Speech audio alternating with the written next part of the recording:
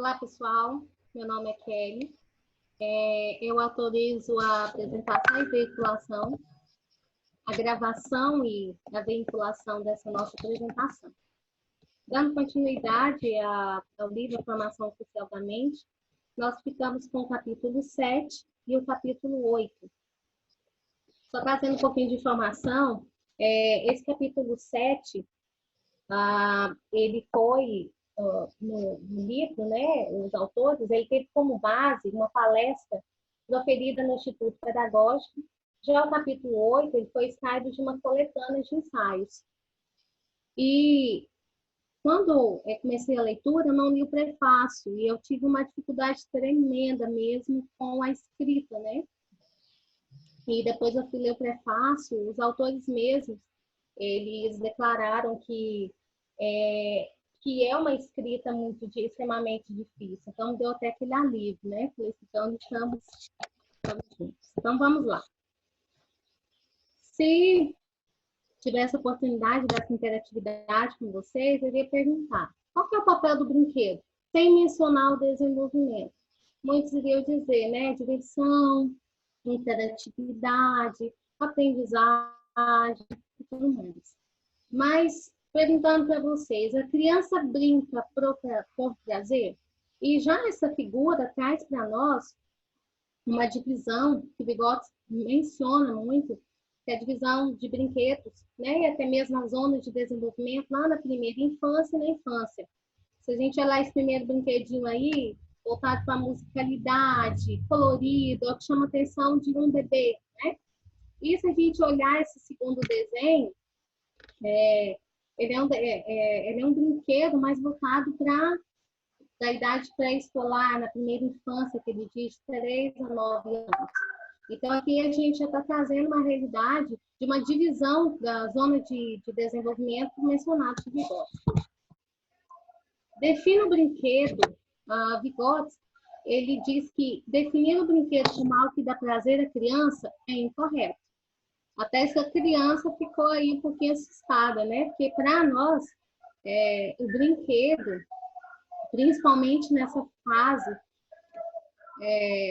nessa primeira infância, é algo que dá prazer. Tem uma criança em casa, né, que a gente percebe, pelo menos a visão que eu tinha, que dava um prazer. E Vygotsky afirma que atividades mais prazerosas do que o brinquedo. Um exemplo que ele dá é a criança quando ela está com a chupeta na boca, né? Há jogos em que a atividade não é agradável. Há jogos em que o prazer vem do resultado interessante. Segundo ele, existem jogos nos quais a própria atividade não é agradável, né? Como já mencionei.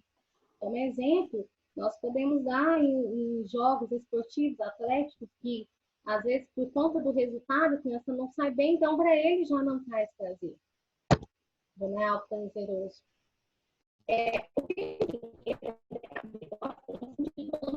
Se refere à ação, atividade, ao ato de brincar. Para Vygotsky, o brinquedo, ele exerce uma enorme influência na promoção do desenvolvimento infantil. Por meio do brinquedo, a criança expressa algumas necessidades, que inclui tudo aquilo que é motivo para a ação sobre o mundo. No princípio, uma criança seus desejos imediatos. Então, nós podemos trazer, como exemplo para vocês, um bebê. Um bebê com muita facilidade, ele perde a atenção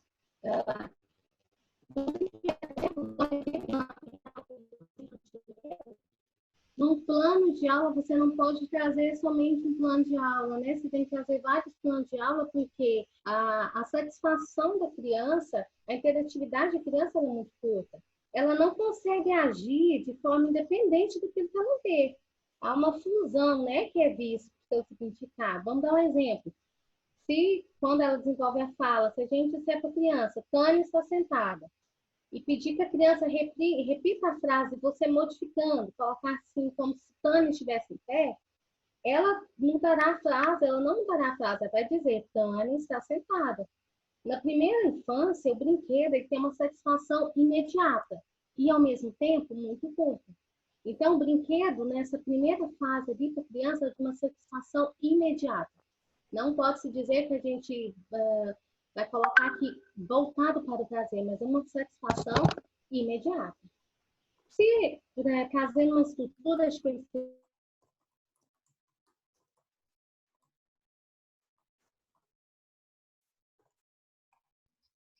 objeto e significado. Para criança, o objeto também tem significado. Na criança, o objeto ele é dominante na razão. E, posteriormente, que eu já vou mencionar agora, vai ter uma ressignificação. Essa ressignificação ela acontece lá na idade pré-escolar. Na idade pré-escolar, ocorre uma diferenciação entre o campo de significado e o campo de surge uma grande quantidade de pendências e desejos não possíveis de serem realizados imediatamente. Para resolver essa tensão, a criança se envolve em um mundo área. Os desejos podem ser realizados. E esse mundo é o que Vygotsky chama de brinquedo. É nesse momento aqui que ocorre o jogo de papéis, que Vygotsky muito menciona. É o mundo da imaginação, aquilo que é voltado para o imaginário. Nesse momento, a criança já está criando ideias. É por isso que há uma ressignificação. Primeiro vem o significado, logo depois o objeto. Por meio do brinquedo, a criança projeta-se nas atividades dos adultos, procurando ser coerente com os papéis assumidos. Assim, no primeiro momento, suas ações se direcionam ao significado da função, da situação. Nesse momento, ele consegue projetar nas atividades adultas de sua cultura. A criança ela procura ser coerente com os papéis assumidos e seguir as regras de comportamentos adequadas à situação apresentada. Vou dar um exemplo aí da figurinha. A criança, ela imagina-se como mãe de sua boneca. A menina faz questão de obedecer às regras de comportamento. Então, nesse momento aqui, a criança ela já consegue ver no brinquedo algo que vai muito além da imaginação. Nesse momento, já começa a entender a questão de regras. Ela já está seguindo regras para o comportamento com aquele brinquedo. A criança reconhece numa palavra a propriedade do objeto. Ela vê numa palavra, mas o objeto está definido. Nesse exemplo aí da figura, a criança vê o objeto, mas ela age de maneira diferente do que ele vê. Nada impede que, nesse momento, a criança ela esteja como uma vassoura e que a torne um vaso de pau. No momento, ela já está colocando essas ideias em ação. Sua imaginação está levando a pegar naquele brinquedo a realização de suas ideias. No brinquedo, a criança usa a sua capacidade de separar o significado do objeto sem saber o que está fazendo. Desta forma, a criança atinge uma definição funcional de conceito ou de objeto. E as palavras passam a se tornar parte de algo concreto. Ela tem uma emancipação, ao criar algo. Nesse momento, a ideia do brinquedo para a criança vai muito além daquilo que nós colocamos lá na primeira infância. Uma satisfação curta. A criança, na primeira infância, ela quer que o brinquedo satisfaça, a satisfação é muito curta e pronto, acabou. Já ali na idade pré-escolar, ele já consegue chegar no brinquedo uma satisfação daquele momento, ele consegue colocar as suas ideias, também essas ideias seguem algumas regras.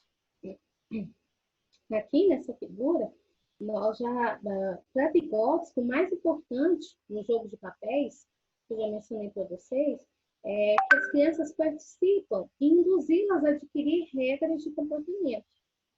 Toda situação imaginária, ela contém regras. Como eu falei para vocês, lá daquela criança dando a comidinha lá para o filho, contém uma regra. Ele passou a ser uma mãe que tem uma criança ali que está fazendo aquilo que ele está dando como uma ordem, que esteja realizando ali para a criança. No brinquedo, a criança tem que ter autocontrole, tem que agir contra o impulso imediato, uma vez que deve seguir as regras. Satisfazer as regras torna-se um desejo para a criança. E esse é o atributo essencial do brinquedo. Nessa fase Nós começamos lá na primeira infância, na primeira infância, e nós entramos na infância, nós já conseguimos distinguir o papel do brinquedo, que não é somente a sensação de prazer, ele pode ser unido à sensação de prazer, mas nós já conseguimos diferenciar. A criança, ela não se comporta de forma totalmente simbólica no brinquedo. Ela quer e realiza seus desejos, permitindo que a realidade passe através de sua experiência. A criança, ao querer, ela realiza seus desejos. Ao pensar, ela age. A essência do brinquedo é a criação de uma nova relação entre situações de pensamento e situações reais. Para Vygotsky, o brinquedo é o mais alto nível de desenvolvimento pré-escolar. A criança desenvolve-se através da atividade do brinquedo. A atividade, vocês lá, que o brinquedo ele é voltado para a ação, para uma atividade, não voltado somente para o desejo. E na idade escolar, o brinquedo ele não desaparece, mas permeia a atitude em relação à realidade. A instrução e o aprendizado na escola também estão avançados em relação ao desenvolvimento cognitivo. Tanto o brinquedo quanto a instrução escolar tem uma zona de desenvolvimento proximal, que foi muito bem explicado pela nossa amiga psicóloga, que sempre está nos salvando aqui. Inclusive, lá no grupo a gente teve algumas discussões, ela nos auxiliou, né? Então, traz algo para nós compreendermos a essência do brinquedo na zona de desenvolvimento da criança. Agora, minha amiga Lilian. Agora, dando continuidade, no capítulo 8 vai tratar da pré-história da linguagem escrita. Então, eu destaquei algumas considerações que eu irei comentar.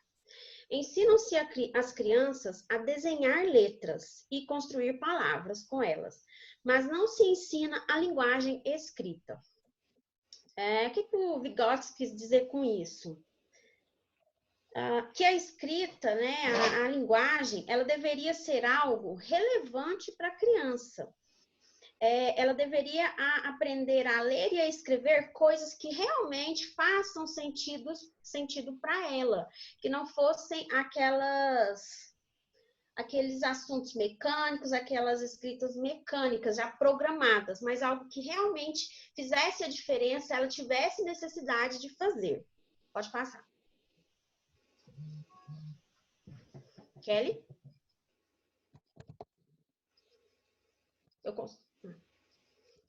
Então, continuando, a linguagem escrita converte-se num sistema de signos que simboliza diretamente as entidades reais e a relação entre elas. Para Vygotsky, os gestos das crianças estão ligados à origem dos signos escritos. Por exemplo, os rabiscos. Aí eu citei também no livro, na obra, O Mundo Social da Criança, Natureza e Cultura em Ação, até faltou lá na referência, diz que toda evolução comporta ao mesmo tempo uma involução, já fazendo referência a essa parte do Baldwin, que trata do desenvolvimento das coisas, que o desenvolvimento das coisas, ele fala que é através de dois fatos, as involuções e as evoluções. Essa involução eu entendi como uma mudança, uma alteração no rumo, porque lá no livro explica que junto aos processos de desenvolvimento, que é um movimento progressivo, né, e o aparecimento de novas formas, pode-se distinguir processos de redução, desaparecimento e desenvolvimento reverso de novas formas. Então, eu entendi involução como algo que modifica, muda a forma, a criança muda o jeito de ver, não sei se é bem isso. Pode passar, Kelly. Agora vai falar dos gestos. Os gestos são a escrita no ar e os signos escritos são frequentemente simples gestos que foram fixados. No livro trata que os gestos é o signo visual inicial. são eles que contêm a futura escrita da criança. Então, a partir desse rabisco que a gente vê, para a criança tem todo um sentido, tem todo uma história por trás disso aí. Ela olha, ela sabe o que ela desenhou no azul, ela sabe o que representa os pinguinhos. Então, a origem dos signos escritos está ligado a essa parte aí que seriam os rabiscos, que seriam a primeira etapa do desenvolvimento da escrita. Ok. Esses rabiscos seriam... Não, passa não, Kelly. Eu estou lá no outro. Esses rabiscos seriam o chamado simbolismo direto, que passa a ser percebido da mesma maneira que a linguagem falada. Então, a criança percebe esse rabisco como se fosse uma fala para ela. Worth mostrou que os gestos figurativos denotam simplesmente a reprodução de um signo gráfico. Por outro lado, os signos são a fixação dos gestos. Por exemplo, aí, os rabiscos, né, levando em consideração essa fala, os rabiscos são mais gestos da criança, mais gestos do que o próprio desenho no sentido da palavra. Agora sim, pode passar. Agora vamos tratar do simbolismo no brinquedo.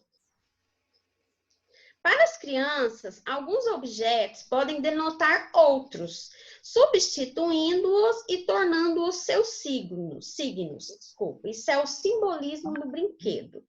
É tratado aqui na obra como simbolismo de segunda ordem, que seria a brincadeira do faz de contas. Eles afirmam que contribuem para o desenvolvimento da linguagem escrita.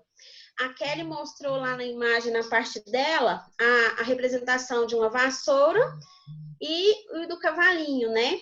Que para uma criança, aquela vassoura, ela pode ver naquela vassoura um cavalo. Por que ela vê? Porque ela pode montar nele, ela pode correr, ela pode saltitar. Então, ela vai fazer a representação de um objeto através de outro. Essa imagem que eu peguei, até no site, está explicando essa parte de substituição do faz de contas, que eles usam materiais recicláveis para que as crianças desenvolvam a criatividade, a imaginação. Então, aí mostra essas duas aluninhas, uma com a lata e vários rolinhos de papel higiênico. O que elas podem estar brincando de faz de contas? Por exemplo, a lata para criança pode ser uma casa e os rolinhos de papéis os moradores, né? Isso supondo, é apenas um exemplo, ok? Pode passar.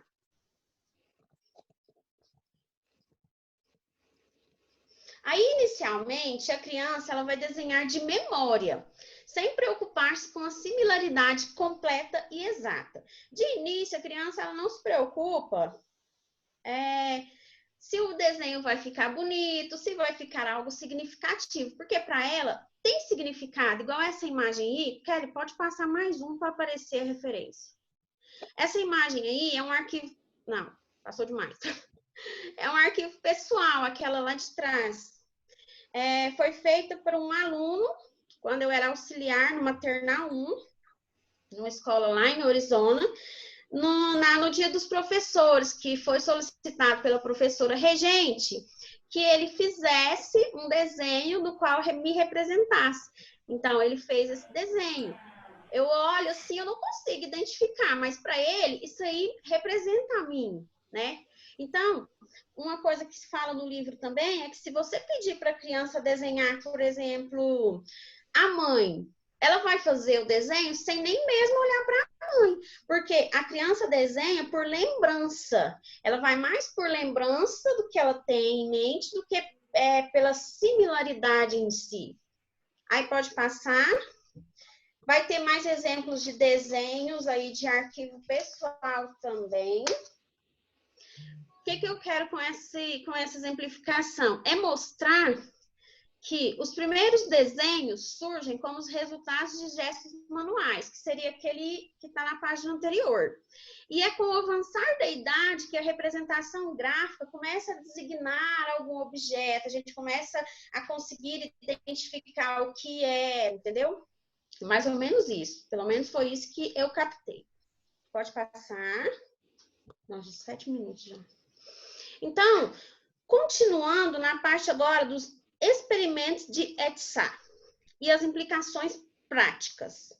A leitura e a escrita devem ser ensinadas às crianças de formas que se tornem necessárias a elas. Isso eu já falei lá no início, né? É que Edzard fez um estudo envolvendo crianças de 3 a 6 anos. E nesse estudo, ela foi capaz de mostrar de forma bem clara quais significados simbólicos surgem no brinquedo através de gestos figurativos e quais surgem através das palavras. E ela também identificou uma contradição. Pode passar, Kelly. A contradição é que a escrita é ensinada com habilidade motora e não como uma habilidade cultural, atividade cultural complexa. O ensino tem que ser organizado de forma que a leitura e a escrita se tornem necessárias para a criança, sendo atividades relevantes para a vida. E também ela cita no discorrer aqui a Montessori, no qual encontraram letras lindas de crianças, mas mensagens mecânicas, tipo Feliz Páscoa, engenheiro Taline e a professora Montessori. Deixa eu ver se eu localizo. Então, o que ela conclui com isso? Que se a escrita não for algo relevante para a criança, ela vai se tornar algo entediante. E a criança perde o interesse. Vai lá, Kelly. E agora o pós-fácil. Eu não vou comentar muito, que eu tenho só meio minuto. Nesse pós-fácil são retomadas algumas ideias que foram discutidas no decorrer do livro. Tem também as obras do Vygotsky, separadas por publicação, por ano, por assunto, as que são russas, as que são inglesas. E, para concluir, a linguagem gráfica é advinda da linguagem verbal, ou seja, a criança, aos poucos, ela vai transformar os rabiscos em figuras e desenhos que logo em seguida serão substituídos, passando assim da linguagem pictográfica, né, que são os desenhos, para a linguagem ideográfica. Pode passar. Okay. Finalizo aqui minha parte. Passei dos meus 10 minutos, meio minuto, mas obrigada.